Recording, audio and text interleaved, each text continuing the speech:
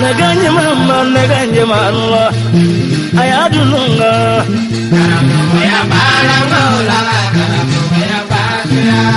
Tununga ani muraminga ela, ayabaluga. Nawajimiro muraga, nelamu yumlu.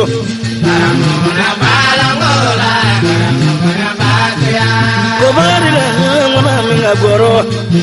imadunu mabrigo. Nawajimiro muraga, nelamuga.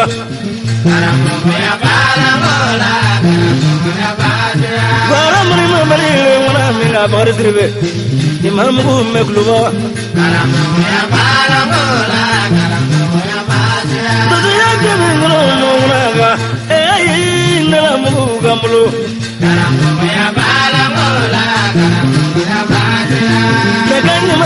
Neganya maniku ayamu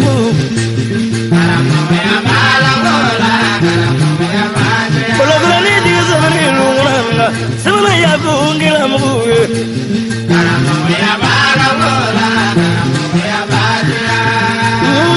orangnya subainiku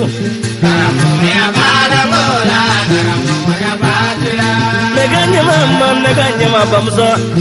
ilamu gasrigo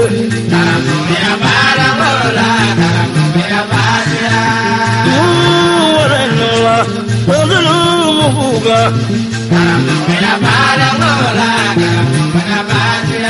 komudara orangnya kagula musa iya dulu ngamulura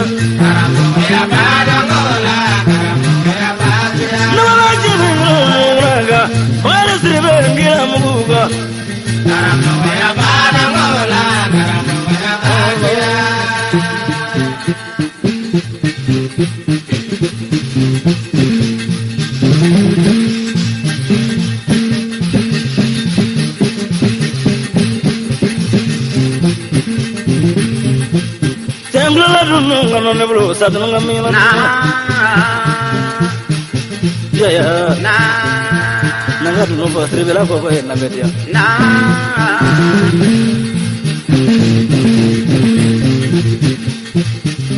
jangan menanu bojo bersibe kabondom guru ya akan menjadi jono menyusul sangkanya nama dowe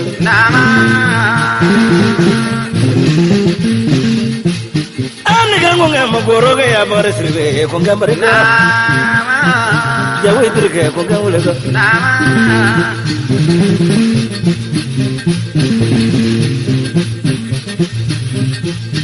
maya ni adunu ni munafo kulbaga ya baris ribe baro da bole ibreka punya la goro kono dan ya aka nimri la jige jono do beng wole ka mereka menenggelam kadine kono no sama kebu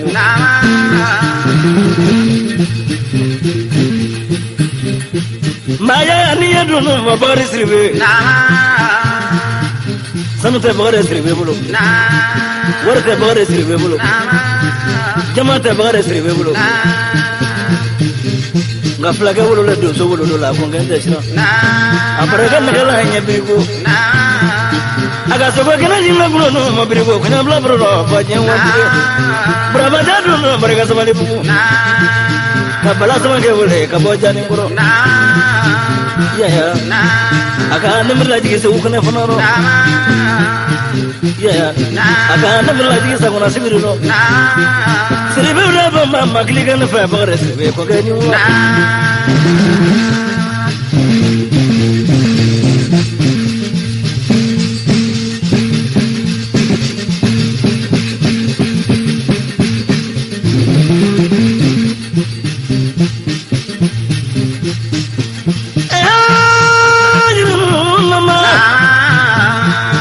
kuno kizigami kajenya maga ngamri lagi gosuba funaro Severu ya koge gosuba nagi wele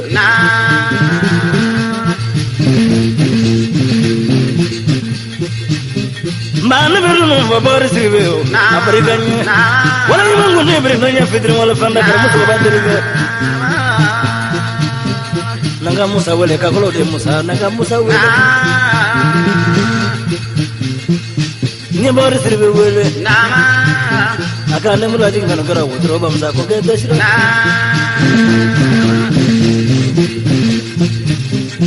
Mabari bari ga bunyala nyafana nuni jamu boje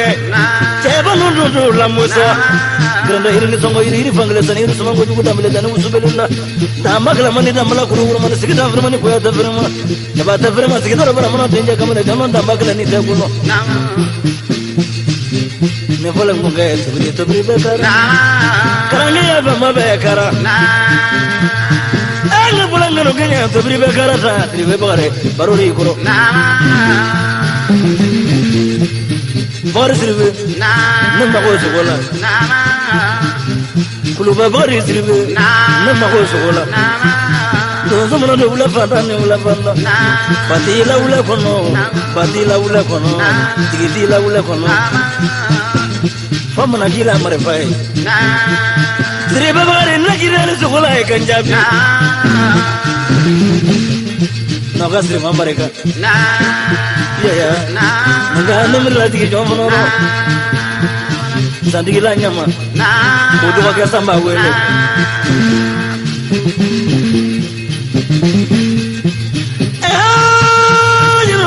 Mama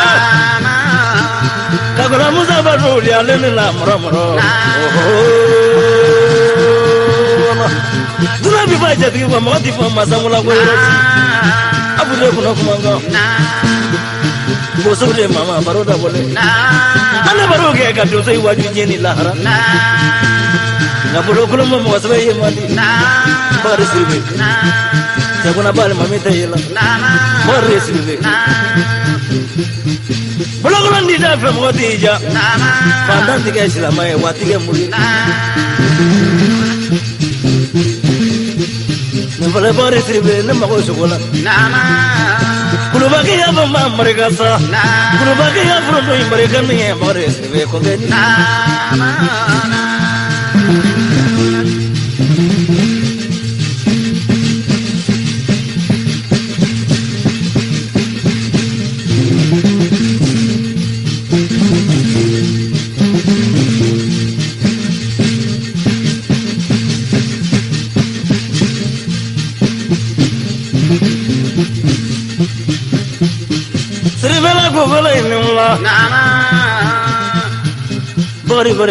Bari ka bukan desa. Nama usukola. Seribu bari baru ini bulu. Iba mau kunci oleh pemandangan dembang. Lalu ni jamu foji.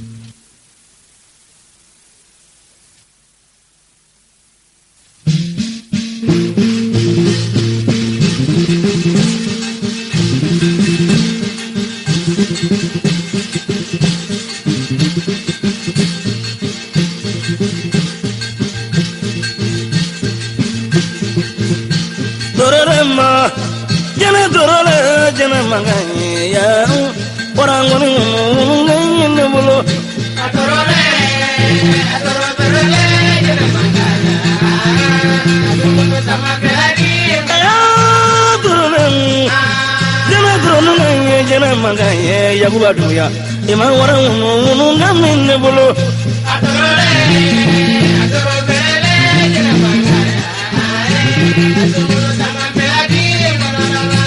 Ya bu, semua ya bu, ya bu, waraba berarti kamu, ya bu, kamu juga kamu,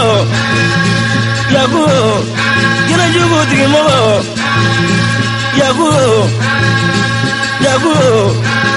wasati kimgo turunungai sali furuge kwae yagu wae bablendenge kwae yagu jala tenga yagu amangoro nungama sabubara ngoro nungama yagu batu ya jeme manganye ema wara nungama nebolo adorore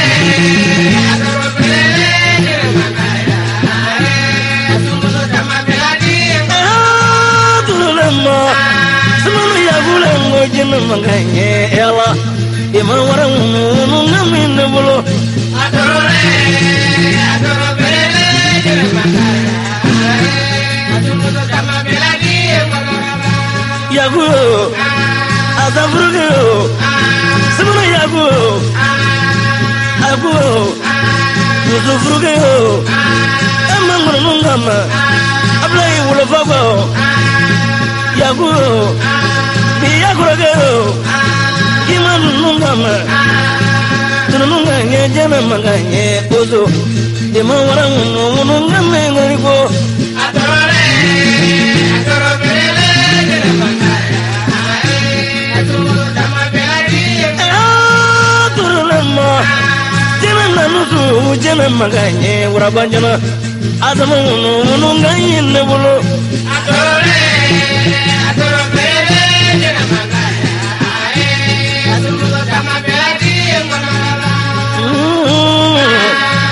yagu ngo jemega sagu yanu ngami diemo adorore berele jere mangaya asumudo dama beladi mamaraba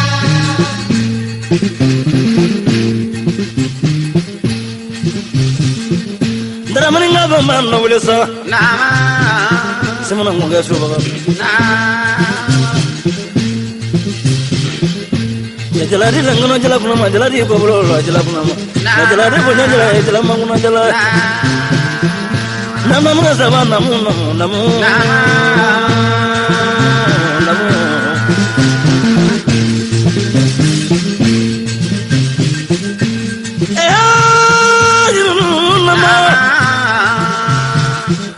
sumunga barunu nama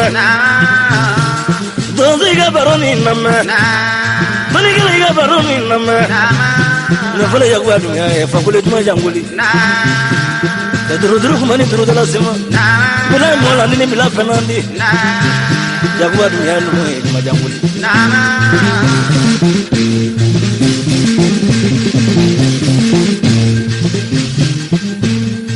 fakule namna nunu wibai ibani kwa che ibani nyan ko jamangale alanyana nganga dudu ngule fajala ngware kabose mana fajala nai mana fajala mbale kasi fajala nabi dunu bitenge ko yakwatu yako bable mbadenge semana ko mana da badenge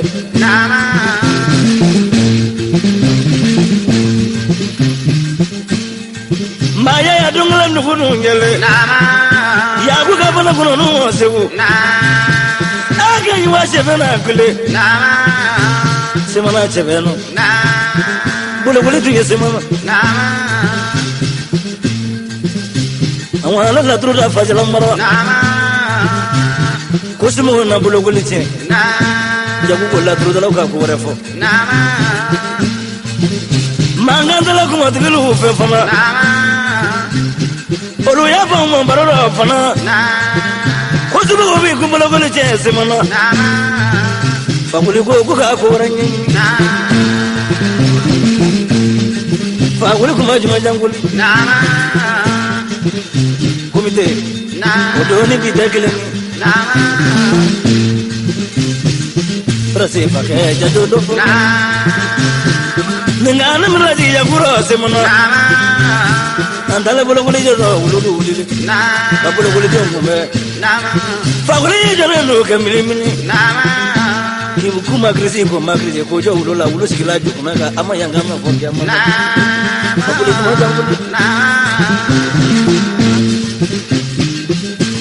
Kulula mini janjo madia Dami zungura janjo madia Lenge zungura janjo madia ta pakuli Jamar ya kugeni su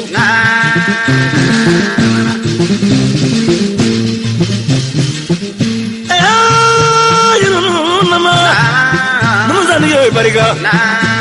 Sabra yabu wala gana fa ko ganda sira nanga wona na wala do gurona daw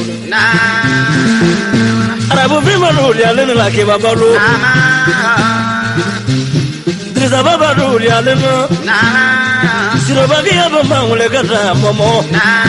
tata balu ya len na fana kaswana ma wala Kamrubu karamu wala te subha do wala kana janga dibi mo subha bari wala kamru parwa kula manu ni mariga ta ga sungalo wala ana ga do wala bana ngono ta bana yalla na sabana ngi misu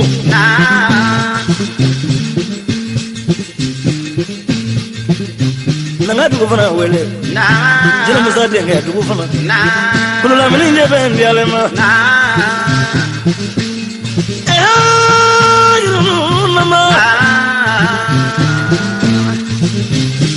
Salamane mayo ka funu lolo sabu ila ba nyawa kulula mini kata munyi mori yagumo semana yagumo te fakuli masira ni dola jina mzatu yejino so ngoro janjo majadu ko kla fa fakuli ko kele alanya na jago barega de bari lanya fakuli barega de bari lanne kuna gila de bari mana kuna ga genda fakuli ngi strata ne bulu semana yagumo ko gende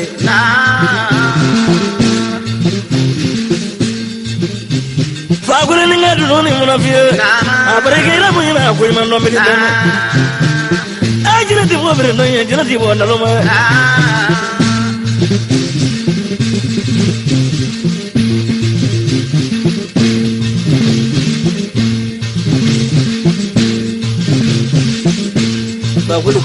fakuli dabo fakuli dabo Semana ya kube semana nanga dunu nya gelenga ta cekura semana pajalan denge ya kuba do ga cekura wala jalan denge ya kuba do ya fakuli ni su fakuli na be jamu foje